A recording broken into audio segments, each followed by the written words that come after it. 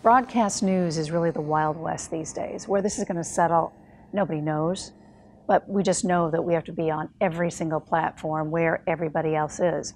When I was a kid, you'd sit around the kitchen table at 6 o'clock and you'd find out what went on during the day. I am a very curious sort. I will read everything. The written word is everything to me, so it seemed natural that I would go to Purdue University and major in journalism, which is what I did. I then got into TV, and I thought I'd never go into print. I always wanted TV. But back in the day, there weren't as many women in television as there are now.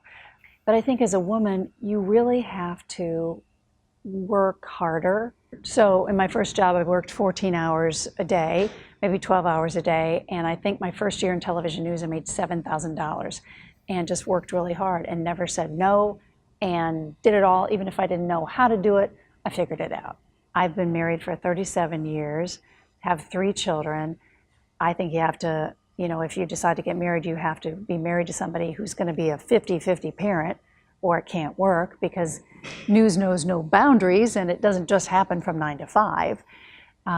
So I think that is really important. And you just have to have a love of people, a love of the story, and a love of deadlines. So I kind of think of myself now as at age 60 as a trailblazer a bit. I just think a lot of people poo-poo long format storytelling. I think there's a big place for that. So that's why this long format show that I do, I love, because I hope I'm asking questions that people might ask too if they were in my shoes. I wanted people to not feel that they just had 3 minutes to tell me something, because then people start to tense up, or they're trying to figure out how to get it out in time. I like people to be relaxed and to be able to tell me a whole story.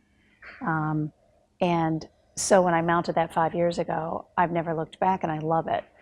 I had the chance to move on from here several years ago, and I made the decision not to. I've never been sorry about that. But I always wanted to stay local. I think you can have a bigger impact in many ways in your local community. I founded a toy closet program at Yale New Haven Hospital. I'm a founding trustee of the Katharine Hepburn Cultural Arts Center in Connecticut. Things like that I can make a difference. I was always aware that I had a platform on television, but I always wanted to take it beyond, because what did you do for your community today? That was really important to me. But we're competing with the whole world now. Citizen journalists are everywhere. So we're not the be-all, end-all anymore. Everybody has competition. So the people watching news, the levels have just gone way, way down. So I think the TV stations that will survive have to serve their communities very well. 70 years ago when we popped up, it was serving communities. That will win, serving your community, period. I feel like I have a sense of responsibility to help Connecticut as much as I can. I just do. My name is Ann Nyberg, and I've been on the air since 1979. So do the math, that's 38 years on the air.